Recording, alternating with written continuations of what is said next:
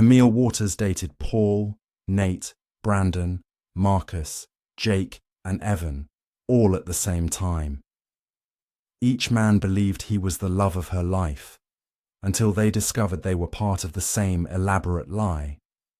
But when Camille vanished without a trace, and her car was found near a cliff, the question changed from who was she lying to which one of them wanted her gone. This isn't just a story of betrayal, it's a twisted game of obsession, revenge, and a woman who may have disappeared herself to escape it all. Camille Waters had always known how to draw people in. She wasn't just beautiful, though that helped. She was magnetic. There was something in the way she spoke, how she listened with complete attention, how she made every person feel like the center of the universe. In the sleepy California town of Elmswood, where excitement was rare and gossip traveled fast, Camille stood out like a spark in dry grass. She worked at a real estate agency and quickly became known for selling the unsellable. Charming clients came naturally to her, but what no one knew was that Camille's real talent wasn't closing deals, it was building illusions. Behind her polished smile and careful routines, Camille had orchestrated a double life that very few could have pulled off. She wasn't dating one man, she was dating 6. Each one had their own carefully constructed version of her, tailored to what they wanted most. With Paul, the wealthy real estate developer, she was refined and ambitious. She spoke of big dreams and investments, of settling down. With Nate, the quiet school teacher, she played the thoughtful intellectual, quoting poetry and attending book readings. Brandon, the athletic personal trainer, saw her as adventurous and carefree, someone who shared his love for fitness and thrill-seeking. Marcus, the struggling musician, believed she was a wild, artistic soul who understood the chaos of his life. Jake, the ex-con mechanic, thought he'd found someone who saw past his past, someone grounded and loyal. And Dr. Evan Ward, the surgeon, saw her as elegance and class, the kind of woman who could elevate his image. Camille didn't just pretend, she became these people. Her apartment looked different depending on who was visiting. Books rearranged, clothes swapped out, pictures hidden or displayed. She kept a detailed notebook with notes about each man, favorite foods, anniversaries, past traumas. It wasn't love, it was strategy. None of the men had ever met. They lived in different neighborhoods or worked at opposite ends of town.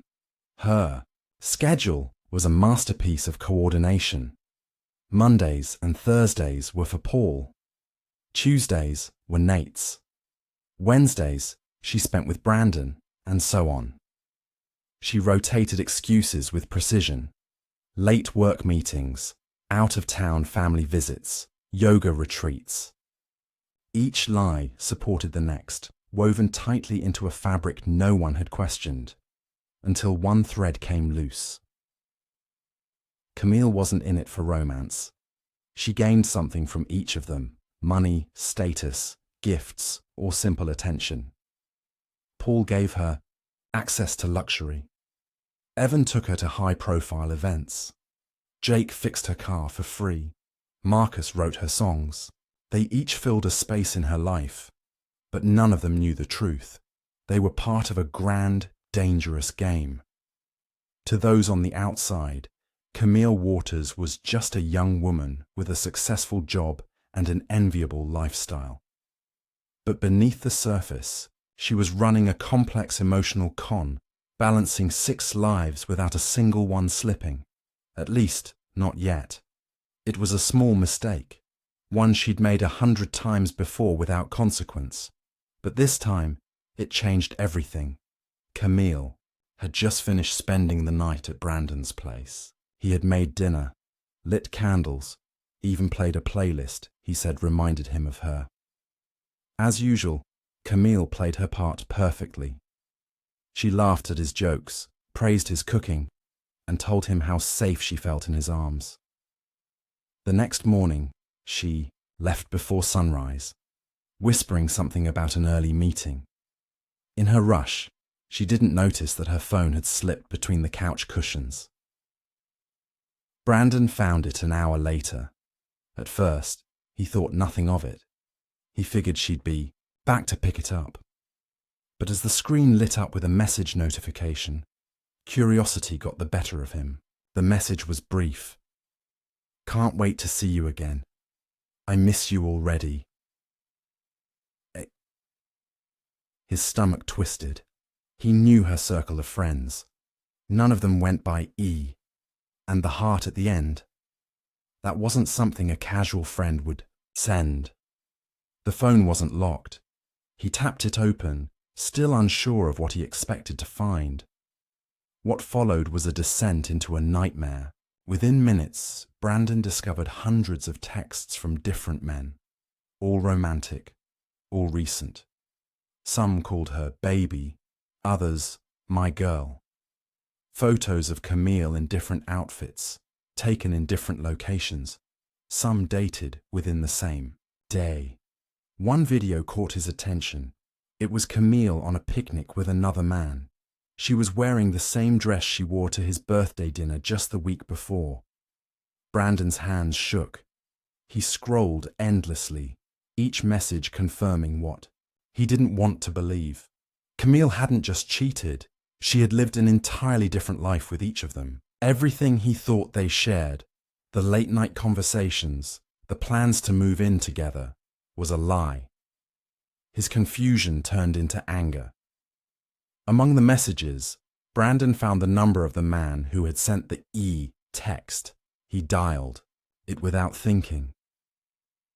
When the voice on the other end answered, Brandon introduced himself and said one sentence that would change everything.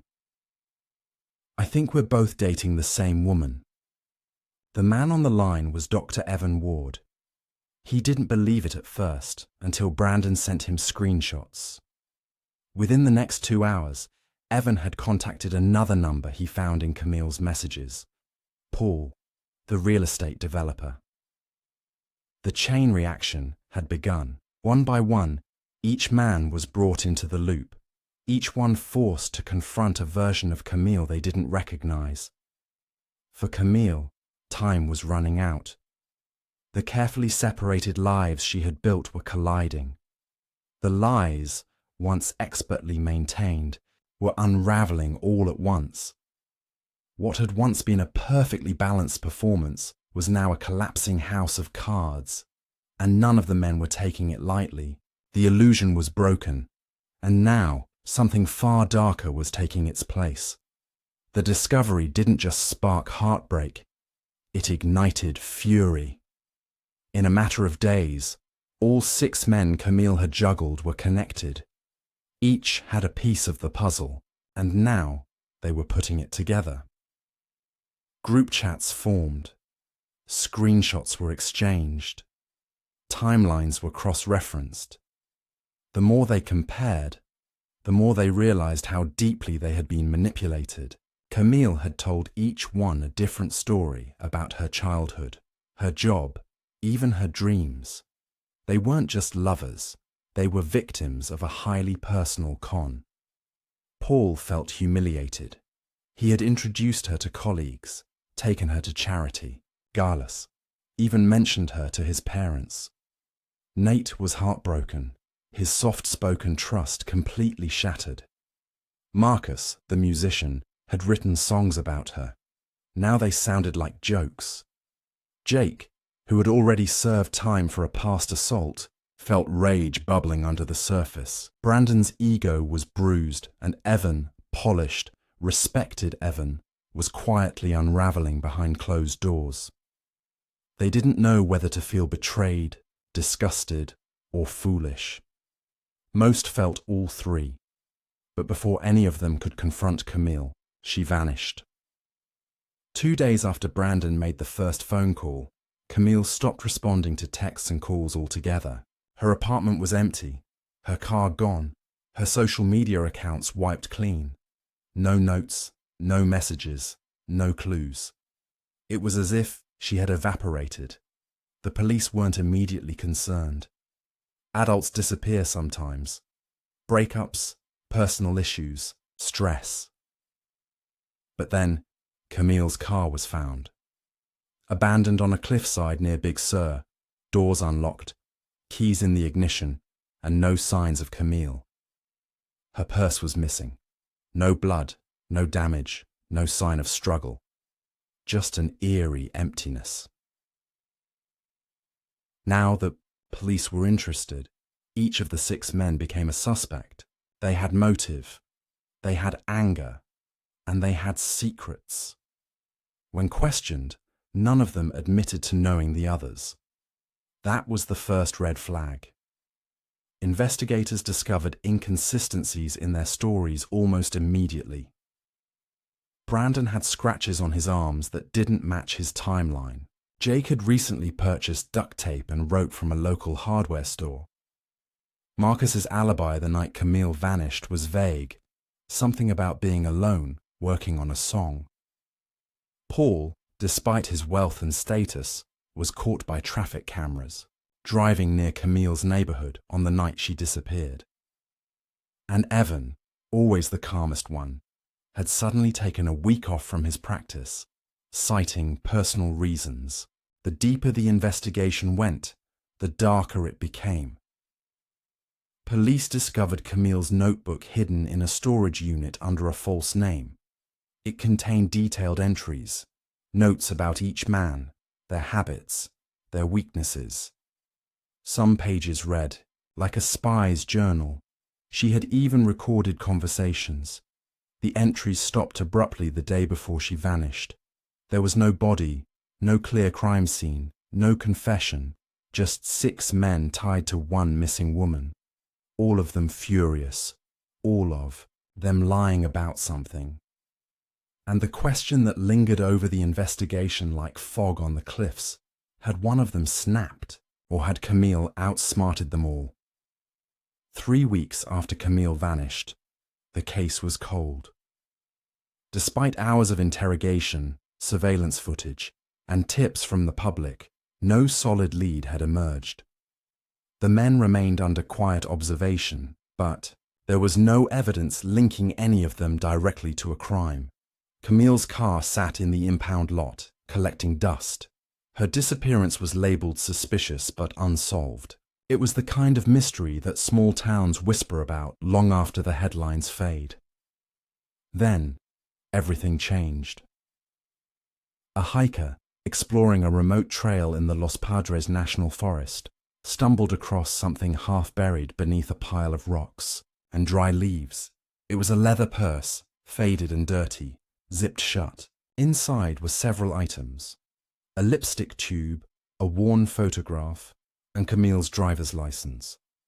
But most important was the small black flash drive tucked inside a side pocket. The hiker turned the items over to police immediately, not realizing the weight of what he had found. The flash drive cracked the case wide open. Investigators discovered over 20 video files saved on the device. In them, Camille spoke directly to the camera, often in low light, sometimes in whispered tones. These weren't confessionals, they were chronicles. She had been documenting her relationships, detailing her manipulation in real time. In one video, she laughed as she described convincing Paul to invest in a fake property scheme. In another, she revealed how she used Nate's emotional vulnerability to keep him compliant and docile. She had strategies for each man, tailored psychological tactics to keep them attached. The videos painted a picture far more calculated than anyone had imagined. One recording stood out. Camille mentioned the possibility that the men might find out about each other. She even joked about it.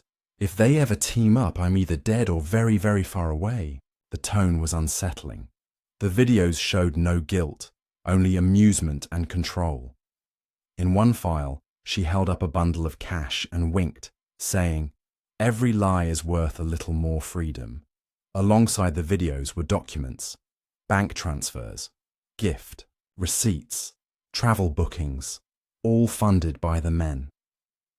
Camille had siphoned tens of thousands of dollars from them, whether through emotional manipulation, business lies, or small loans that were never repaid. Each piece of digital evidence added a layer of motive to the already tangled web of emotions. The discovery shifted the narrative. Camille was no longer just a missing woman. She was a con artist, a woman who had manipulated 6 men, not just romantically, but financially and emotionally. Her disappearance now looked less like foul play and more like an escape plan. Yet questions remained. If she ran, where was she? If she was murdered, who silenced her? And if she staged the entire thing, how far had she gone to cover her tracks? Police released a statement, updating the public on the case. They were now treating Camille Waters as both a missing person and a suspect in a multi-victim fraud investigation. The men were no longer just persons of interest. They were potential accomplices or targets of revenge. But nothing could prepare them for what was about to be discovered next. A month after Camille's purse and flash drive were found, hope for real answers seemed distant. Public interest in the case was waning, and online theories ranged from cult abduction to witness protection. But behind the scenes, law enforcement had been quietly tracking financial movements linked to Camille's accounts. Most had been emptied shortly before her disappearance, funneled into crypto wallets and offshore transfers. Still, there was one slip, one transaction too large, too fast, and too traceable. It led them to Mexico. Camille had crossed the border 2 days before her car was found. Surveillance footage showed her at a bus station in San Diego, wearing a brunette wig and sunglasses, dragging a single suitcase. From there, she boarded a coach bus bound for Tijuana. Using a fake passport under the name Sophia Merritt, she vanished into a country she had no known ties to. When US authorities contacted their counterparts in Mexico, it took time, but eventually a lead emerged.